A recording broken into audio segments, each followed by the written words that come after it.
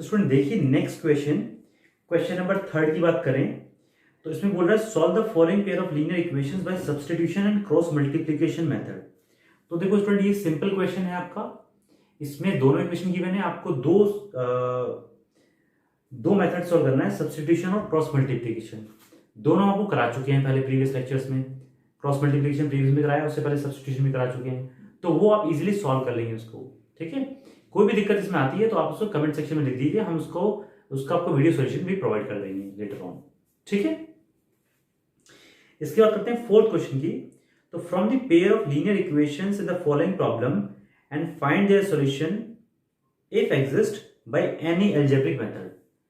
अब देखो स्टूडेंट बड़ी इंपॉर्टेंट इंफॉर्मेशन है कि इसमें कहा है कि आपको जो सिचुएशंस जो आपके वर्ड प्रॉब्लम गिवन है, जो भी सिचुएशन इन प्रोवाइडेड है क्वेश्चंस में, उनको आपको फ्रेम करना है इक्वेशंस को, और उसके बाद किसी भी मेथड से, यानी कि जितने मेथड आपने पढ़े हैं उनमें से कोई मेथड भी उसमें लगाइए आप और उसको आप सॉल्व कर दीजिए। ठीक है, उसने हार्ड एंड फास्ट बोला नहीं कि पर्टिकुलर इस मेथड से सॉल्व करना है आपको। ठीक है, तो अब देखो जो पार्ट नंबर 1 है,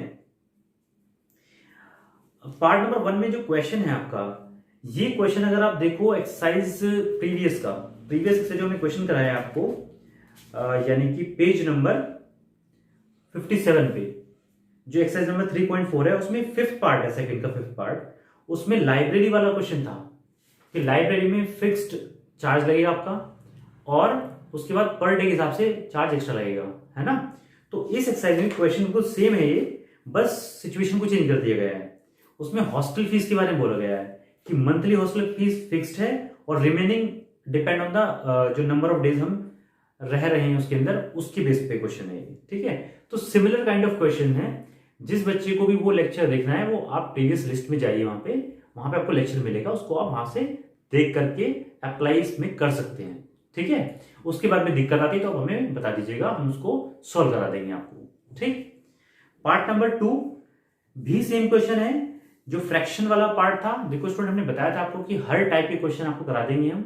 तो यहाँ पे टाइप हैं, 2 टाइप हमने देखी, फर्स्ट पार्ट में एक टाइप देखी और सेकंड टाइप में, ये दोनों ही टाइप हम पहले आपको करा चुके हैं दोनों प्रीवियस लेक्चर में। तो वहां से आप उसको देख करके सॉल्व करने की कोशिश करें। स्टूडेंट मूव करते हैं नेक्स्ट क्वेश्चन पे। देखो पार्ट नंबर 3 में क्वेश्चन है कि एक एग्जाम कोई बंदा देने गया और उसके मार्क्स 40 आए एक सिचुएशन में, और एक सिचुएशन में 50 मार्क्स। तो वो सिचुएशन क्या थी वो हम देखेंगे, और आपसे पूछ रहा है क्वेश्चन के अंदर कि टोटल नंबर ऑफ क्वेश्चंस कितने थे एग्जाम में। तो यहां पे लिख देते हैं हम टोटल क्वेश्चंस कितने होंगे भाई, जो एग्जाम में पूछ रहा है आपसे वो x + y होंगे। देखो एग्जाम में आप जाओगे जब, तो आपके पास सही क्वेश्चन करोगे आप और गलत क्वेश्चन करोगे, ये तो सिचुएशन हो सकती है। ठीक है, तो उसने क्या कहा है, हमने मान लिया कि नंबर ऑफ करेक्ट क्वेश्चन कितने हैं x और नंबर ऑफ रॉन्ग क्वेश्चन कितने किए आपने y। तो टोटल क्वेश्चन कितने होंगे, x + y हो जाएंगे। ठीक है, अब क्या क्या केस कह रहा है वो, केस 1 में कह रहा है कि उसके 40 नंबर आते हैं, 40 नंबर आते हैं उस एग्जाम में, अगर उसको हर करेक्ट क्वेश्चन के 3 नंबर मिलते हैं, और अगर वो क्वेश्चन गलत करता है तो उसके नंबर कितने मिलते हैं, उसको 1 नंबर घट जाता है उसका। ठीक है, तो अब इसकी सिचुएशन में हम इसको मैथमेटिकली कैसे बनाएंगे इसको, इस इक्वेशन को, वो हम देख लेते हैं। तो देखो स्टूडेंट, यहां पे 3 क्वेश्चन करेक्ट किए, नंबर ऑफ करेक्ट क्वेश्चन कितने हैं 3, और मार्क्स कितने मिलने उस पे 3 नंबर। तो टोटल मार्क्स कितने मिले उस पे 3 × x। इसमें कोई डाउट है नहीं होगा ना। प्लस रॉन्ग क्वेश्चन कितने किए उसने y, और नंबर कितने मिले -1। तो y क्वेश्चन किए उसने रॉन्ग और नंबर कितना मिला -1। सो टोटल जो नंबर हो गए रॉन्ग क्वेश्चन के वो कितने हो गए, इतना। दैट इज इक्वल्स टू कितने मार्क्स आए टोटल 40 नंबर है उसके। बात सही है, आगे चलते हैं तो थोड़ा सॉल्व कर लेते हैं। सो 3x - y = 40, equation number 1। Clear. Case 2 में कहता है उसके मार्क्स आते हैं 50, अगर उसको 4 नंबर दे दिए जाए हर सही आंसर के लिए और 2 नंबर उसके काट लिए जाए हर गलत आंसर के लिए, मतलब उसने जो गलत क्वेश्चन किया है, तो उसके मार्क्स आते हैं 50। तो देखो करेक्ट क्वेश्चन मतलब कितने हैं x, और कितने मार्क्स मिल रहे 4, तो 4x हो गया इसके total marks, plus wrong question कितने, y, और मार्क्स कितने मिल रहे माइनस के 2 पे, और ये टोटल मार्क्स कितने बने 50। तो यहां से आगे 4x minus 2y is equal to 50। यहां से 2 कॉमन ले लेंगे यहाँ पे, तो कितना आ गया 2x minus y is equal to 50, और यहां से आ गया 2x minus y is equal to 25, equation number second. देखो यहां से 2 नीचे जाएगा, 50/2 कितना आएगा 25। अब 2 इक्वेशन आ गई। आपसे क्वेश्चन में बोला गया है पहले ही कि आपको कोई भी मेथड लगाओ, आपको सॉल्व कर दो इस इक्वेशन को, ठीक है। तो हम क्या करते हैं, देखो दोनों इक्वेशन में y का कोएफिशिएंट क्या है, इक्वल है, और दोनों इक्वेशन कैसी हैं, मतलब y का कोएफिशिएंट इक्वल है और नेगेटिव साइन मतलब सेम साइन की है। तो जब सेम साइन होता है तो हम एक में से दूसरे को माइनस कर देते हैं, यानी सब्ट्रैक्ट कर देते हैं। तो हम क्या करेंगे यहाँ पे, देखो 1 माइनस 2 ऐसे लिखते हैं, इक्वेशन 1 माइनस 2। तो 1 कितनी है 3x माइनस वाई, 1 का लेफ्ट पार्ट ये है, और माइनस 1 का राइट पार्ट, सॉरी सेकंड का लेफ्ट पार्ट, तो 2x minus y is equals to right part कितना है 40 माइनस 25, ठीक है। अब सॉल्व करते हैं इसको। सो आ गया 3x minus y minus 2x plus y, multiply कर दिया माइनस को, यहां पे कितना आया 15, ठीक है स्टूडेंट्स। देखो 40 माइनस 25 कितना होता है 15 होता है। तो यहां पे y से तो y कैंसिल आउट हुआ, यहां पे आ गया x और यहां पे आ गया 15, क्लियर। अब इस वैल्यू ऑफ x को हम क्या करेंगे, पुट कर देंगे इक्वेशन 1 में या 2 में, जिसमें आप चाहो। तो हम put the value of x, put the value of x in equation number 1। Equation number 1 कहती है 3 इंटू एक्स की वैल्यू कितनी है 15 minus y is equals to 40, ठीक है। तो यहां पे आ गया 45 minus y is equals to 40, यहां से इंप्लाइज हुआ वाई इज इक्वल्स टू 5, ठीक है, बात सही है। तो नंबर ऑफ करेक्ट क्वेश्चन कितने आए, x equals to 15, number of wrong question कितने आए, y इज इक्वल्स टू 5, यानी कि 15 सही क्वेश्चन का जवाब दिया उसने और 5 गलत क्वेश्चन का जवाब दिया, ठीक है। तो हमारी सिचुएशन ये बनी जो दिखाई गई है, ठीक। तो यहां पे उसने पूछा टोटल क्वेश्चंस,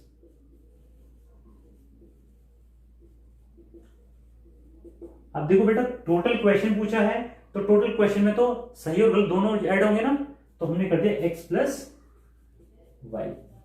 तो कितना है x की value 15 plus 5 that is equals to 20, यानी उसके पास कितने थे 20 क्वेश्चंस टोटल उसने सॉल्व किए, ठीक है। यहां पे आपका आंसर 20 होगा, ओके। नेक्स्ट पार्ट देखते हैं, पार्ट नंबर 4। बहुत ही अच्छा क्वेश्चन है, एक अनदर टाइप है, न्यू टाइप आपके लिए, और इसको सॉल्व करना है। और दूसरा ये है कि एग्जाम पॉइंट ऑफ व्यू से बहुत इंपॉर्टेंट क्वेश्चन है ये, है ना। क्या है, places A and B are 100 kilometre apart on a highway. देखो स्टूडेंट, जब भी क्वेश्चन ये आते हैं, जब इसको डायग्रामेटिकली आप इस क्वेश्चन को सॉल्व करोगे तो आपके लिए बहुत इजी हो जाएगा, क्योंकि आप सिचुएशन को थोड़ा सा समझ पाएंगे क्या इसमें चल रहा है। उसकी इक्वेशन बनाने में आपको बहुत दिक्कत नहीं आएगी, ठीक है। तो हमने समझाने की कोशिश की है उसको, कैसे कैसे चीजों को देखते हैं। तो जो जो इन्फॉर्मेशन आपको मिलती जा रही है उसको आप लिखते जाइए अपनी कॉपी पे, ठीक है। कैसे कैसे, देखो कि दो प्लेसेस हैं ए और बी, वो 100 किलोमीटर अपार्ट हैं ऑन ए हाईवे।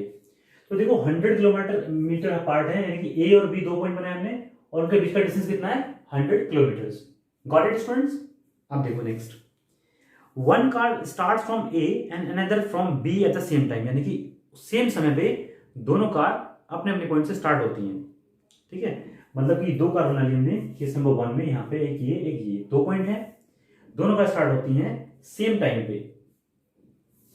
अगर कार ट्रेवल कर रही है सेम डायरेक्शन में एट डिफरेंट स्पीड्स, यानी कि सेम डायरेक्शन में चल रही हैं, यानी कि देखो ये भी मान लो इधर चल रही है तो ये भी इधर चल रही है, लेकिन इनकी स्पीड क्या है, अलग अलग है, ठीक है। स्पीड अलग है, हमने उन स्पीड्स को मान लिया क्या x किलोमीटर पर आवर और कार 2 की y किलोमीटर पर आवर। तो हम कहते हैं ये x किलोमीटर पर आवर की स्पीड जा रही है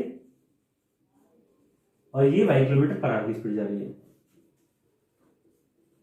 ठीक है। ऐसे ये मान लिया हमने। अब कहता है तो अगर ये सेम डायरेक्शन में जा रही हैं तो ये मीट करती हैं, 5 घंटे लगते हैं इनको मिलने में। देखो यहां से 5 घंटे में टाइम लिख दिया यहाँ पे, ठीक है, शो कर दिया हमने। और ये डिस्टेंस कितना है यहाँ पे दोनों के बीच का, 100 किलोमीटर, ये वाला डिस्टेंस, राइट, जो इनके बीच की दूरी है। अब दूसरा केस क्या कहता है कि if they travel towards each other, यानी कि एक दूसरे की तरफ चलती हैं, यानी कि ये वाला केस, ये इधर जा रही है और ये इधर आ रही है, तो कितना टाइम लगा, 1 आवर का टाइम लगा, ठीक है। तो स्पीड और ये, हाँ 1 घंटे मिली है, और स्पीड ऑफ द 2 कार बतानी है आपको। तो स्पीड ऑफ द 2 कार हमने यहां पे भी ये सेम स्पीड जा रही है x से, और ये y किलोमीटर पर आवर से,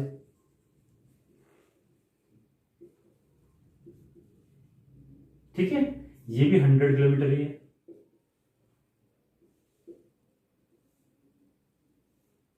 ठीक है स्टूडेंट्स, अब देखो इसमें क्या होता है, अब आपके दिमाग में क्वेश्चन आना चाहिए कि सर आपने स्पीड ये x किलोमीटर पर आवर क्यों मानी, आपने मीटर पर सेकंड क्यों नहीं मानी। तो स्टूडेंट देखो, जब भी आपके पास क्वेश्चन प्रोवाइडेड होगा तो कहीं ना कहीं यूनिट्स प्रोवाइडेड होंगी आपको, ठीक है। जैसे आपको यहाँ पे किलोमीटर में डिस्टेंस गिवन है और टाइम किसमें गिवन है, आर के अंदर गिवन है, तो आप सोचो किलोमीटर पर आवर का कॉम्बिनेशन बनेगा इसमें, ठीक है। लेकिन क्वेश्चन में ऐसा भी हो सकता है वो पूछ ले आपसे, क्वेश्चन को इसे ध्यान से पढ़ना चाहिए। क्वेश्चन पूछ सकता है आपसे लास्ट में कि speed of the 2 cars in metre per second बताइए, तो वहां पे क्वेश्चन अगर आपने ठीक से नहीं पढ़ा और आपने सेम जो यूनिट्स गिवन है उसमें लेकर क्वेश्चन सॉल्व कर दिया, तो आपका क्वेश्चन वहां पे उसके जो नंबर है लास्ट में कट जाएंगे, वो 1 नंबर भी हो सकता है, वो आधा नंबर भी हो सकता है। तो इसलिए क्वेश्चन का लास्ट पार्ट जिसमें पूछा गया कि क्या निकालना है, उसको बहुत ध्यान से पढ़ना चाहिए हमें, ठीक है। तो देखो स्टूडेंट कैसे इस पे क्वेश्चन को करते हैं। तो हमने स्पीड मान ली पहले से ही, और सिचुएशन 1 हमारे पास ये है, यानी केस 1। अब देखो जब भी ऐसी सिचुएशन बनती है आपके सामने कि दोनों चीजें एक तरफ जा रही हैं, अब देखो यहां पर देखो, मान लो ये 2 कार हैं ऐसे, ठीक है, ये इधर जा रही है, ये इधर जा रही है, लेकिन ये जो डिस्टेंस है यहां से लेके यहां तक का, ये क्या है, 100 किलोमीटर है। अब देखो ये कार चल रही है, ये भी चल रही है इसके पीछे, तो इसको और इसको मीट करना है, तो ये तो पीछे आएगी नहीं, ये आगे चल रही है, तो कहां मीट करेगी, कहीं आगे जाके मीट करेगी, राइट। तो यहां पे आता है कॉन्सेप्ट ऑफ रिलेटिव स्पीड का। तो जब भी ऐसी सिचुएशन आती है, और एक चीज और कि यहां पर इसकी स्पीड जो होगी अगर इससे इस पीछे वाली कार से कम होगी तभी इसको पकड़ पाएगी, बात सही है, क्योंकि अगर इसकी स्पीड ज्यादा रहेगी तो कभी हाथ आएगी नहीं इसके, तो मीट करने के लिए इसकी स्पीड क्या होनी चाहिए, ज्यादा होनी चाहिए हमारे पास में, ठीक है। तो यहां पर जो स्पीड ऑफ द 2 कार्स होगी वो डिफरेंस ऑफ द स्पीड इसकी होगी और माइनस इसकी होगी, जो टोटल स्पीड होगी इसकी, रिलेटिव स्पीड, ठीक है स्टूडेंट्स। कैसे अप्लाई करते हैं, देखो आपको टाइम के रेस्पेक्ट में गिवन है चीजें, तो हमने एक चीज पढ़ी है, speed equals to distance upon time,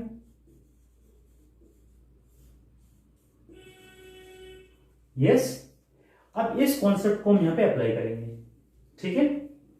देखो कैसे, अगर आपके पास टाइम गिवन है तो हम ये कह सकते हैं कि time is equals to, this implies time is equals to distance upon speed, ठीक है स्टूडेंट्स। अब देखो यहां पे डिस्टेंस कितना है, 100 अपॉन जो स्पीड की बात कर रहे थे हम यहाँ पे, इस केस के अंदर जब दोनों कार एक दूसरे सेम डायरेक्शन में जा रही होंगी तो उनकी स्पीड जो होगी वो होगी पीछे वाली कार, यानी कि x माइनस वाई, जब वो सेम डायरेक्शन के अंदर मूव कर रही होंगी, ठीक है। सो ये कितना टाइम गिवन आपको, 5 आवर्स का, क्लियर। तो यानी कि ये इंप्लाइज करेगा यहां से 5 से 20 बार कट जाएगा ये, तो ये आएगी x minus y is equals to 20, equation number 1। ये स्टेप क्लियर हुआ नहीं हुआ, ठीक है, आगे मूव करते हैं। अब दूसरा केस आ गया यहां पे कि दोनों कार क्या कर रही है, एक दूसरे की तरफ मूव कर रही हैं। अब देखो स्टूडेंट्स, इतना दोनों के अंदर गैप है, इतना डिस्टेंस का गैप है, ठीक है। अब क्या हुआ, ये 100 मीटर का डिस्टेंस है यहाँ पे दोनों के बीच में, ठीक है। अभी दोनों एक दूसरे की तरफ जाएंगे तो देखो डिस्टेंस तो कम होगा ना, दोनों क्योंकि सेम डायरेक्शन में, अपोजिट डायरेक्शन में आ रही है, तो जल्दी मिलेंगे यहाँ पे, है ना, क्योंकि दोनों एक ही तरफ जा रही है, मतलब डिस्टेंस को कम कर रही है। ठीक है, अब देखो यहां पर वही केस हो रहा है, कितना टाइम लग रहा है, 1 आवर का। क्लियर है? यहां पे भी इस केस में क्या होता है, वही कॉन्सेप्ट लगेंगे, time is equal to distance upon speed. Time कितना लग रहा है, 1 आवर का, 1 लिखे यहां पे। डिस्टेंस कितना है, 100 किलोमीटर, सेम डिस्टेंस है, अपॉन स्पीड। जब दोनों एक दूसरे की तरफ आ रहे होते हैं अपोजिट डायरेक्शन में, तो क्या होती है, x प्लस वाई हो जाता है। बात समझ में आई? तो यहां पे क्या होगा, x plus y is equal to 100 आ गया, इक्वेशन नंबर आ गई 2 आपके पास।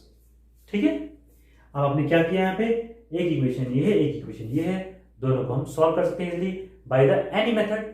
ठीक है, तो यहां पे हम लिख लेते हैं इसको कि x minus y is equal to कितना है, 20।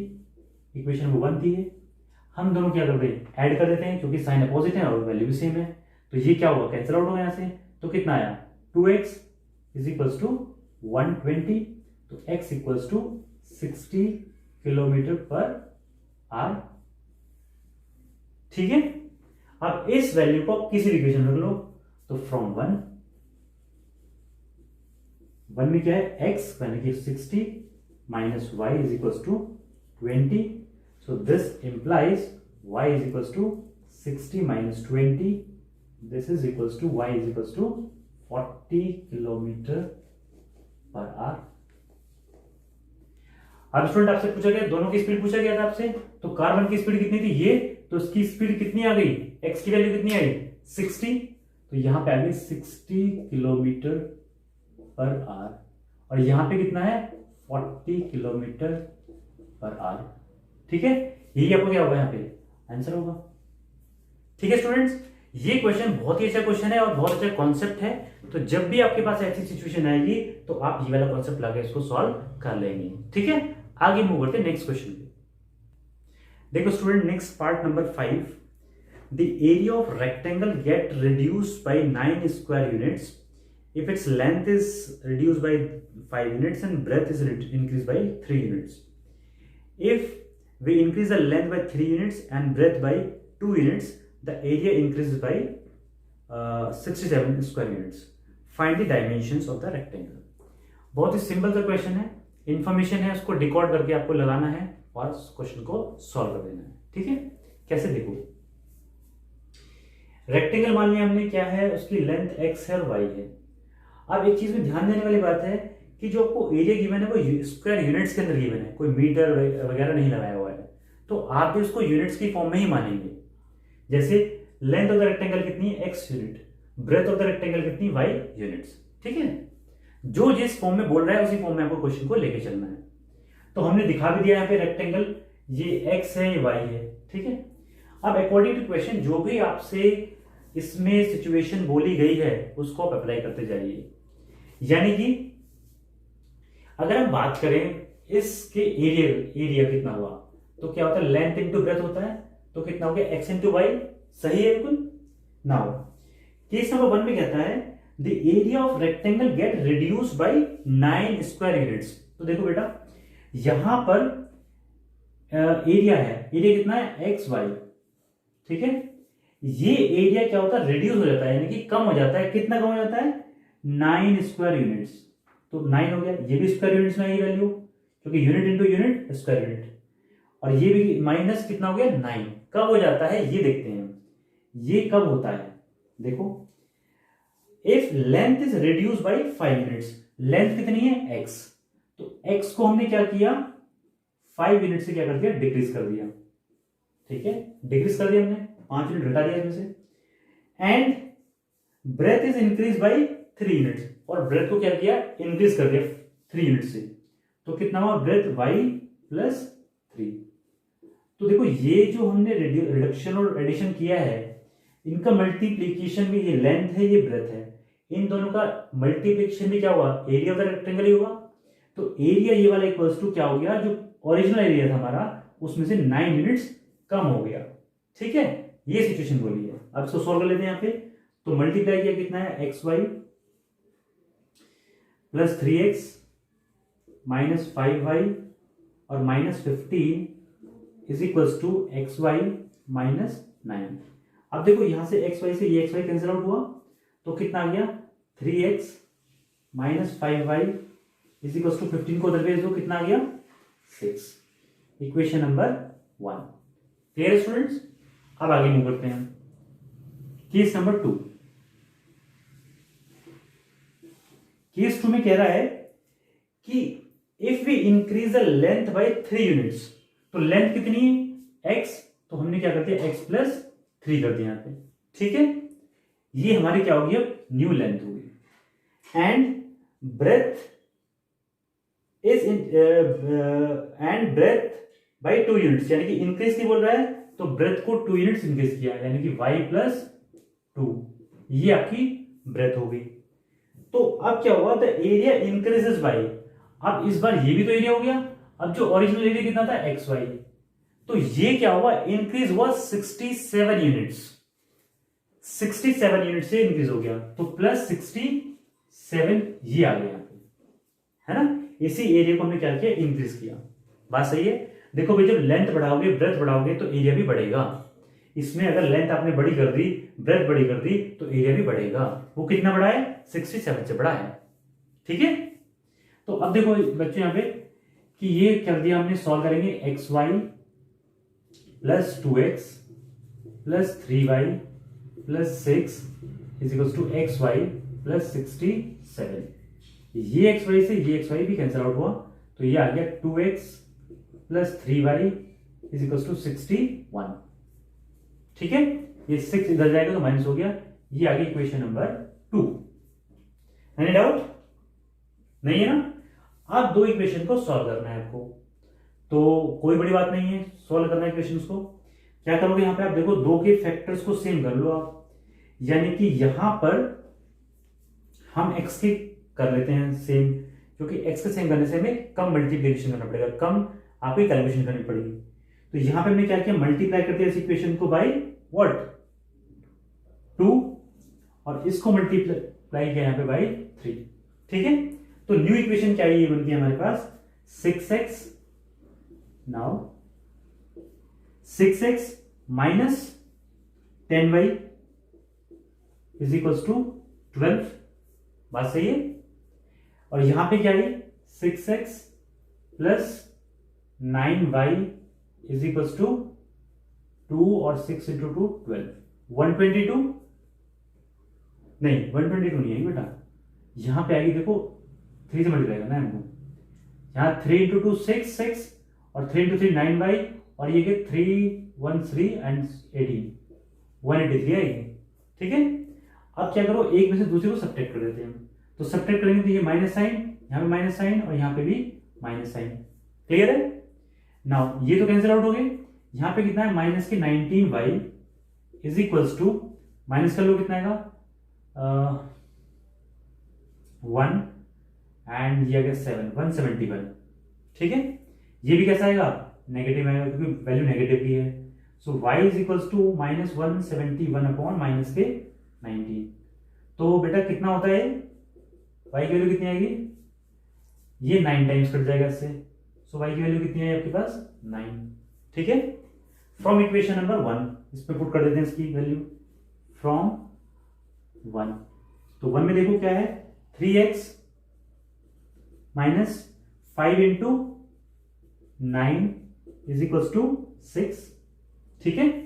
तो ये कितना आ गया 3x माइनस 45 प्लस 6, सॉरी ये ऐसे हो जाएगा ना, 45 प्लस 6 इधर जाके 45 हो जाएगा प्लस 6 आ जाएगा। सो ये आ जाएगा 3x equals to 51। So this implies x equals to 51 upon 3, so x equals to 17 unit आ जाएगा ये, ठीक है। 17 यूनिट आ जाएगा ये। देखो बच्चों यहां पे x इक्वल्स टू 17 आ गया यूनिट्स, और ये भी क्या है यूनिट्स में आया है ना। तो आपसे पूछा गया डायमेंशंस ऑफ द रेक्टेंगल, यानी कि ओरिजिनल रेक्टेंगल के डायमेंशन क्या है। तो भाई देखो यहां पे लेंथ ऑफ द रेक्टेंगल कितना आ गया आंसर आपके पास 17 यूनिट्स। ये बड़ी इंपॉर्टेंट है, यूनिट जरूर लिखनी है वहां पे, ठीक है। और जो आपके पास ब्रेथ ऑफ द रेक्टेंगल आई वो कितनी आई 9 यूनिट। ठीक है, यही आपको क्या हो गया आंसर हो गया। ठीक है, तो स्टूडेंट ये भी क्वेश्चन आपको अच्छे से समझ में आ गया होगा, हम ये आशा करते हैं। और आगे जो क्वेश्चन है, ये तो एक्सरसाइज कंप्लीट हो गई है आपकी, है ना। तो नेक्स्ट लेक्चर में हम बात करेंगे आपसे नेक्स्ट एक्सरसाइज की, जिसमें आपके पास स्टैंडर्ड इक्वेशन में प्रोवाइडेड नहीं होंगी, आपको रिड्यूस करना पड़ेगा उसको स्टैंडर्ड फॉर्मेट में एंड देन उसको सॉल्व करना पड़ेगा। तो उसकी बात करेंगे आपसे नेक्स्ट वीडियो में। So student, take care.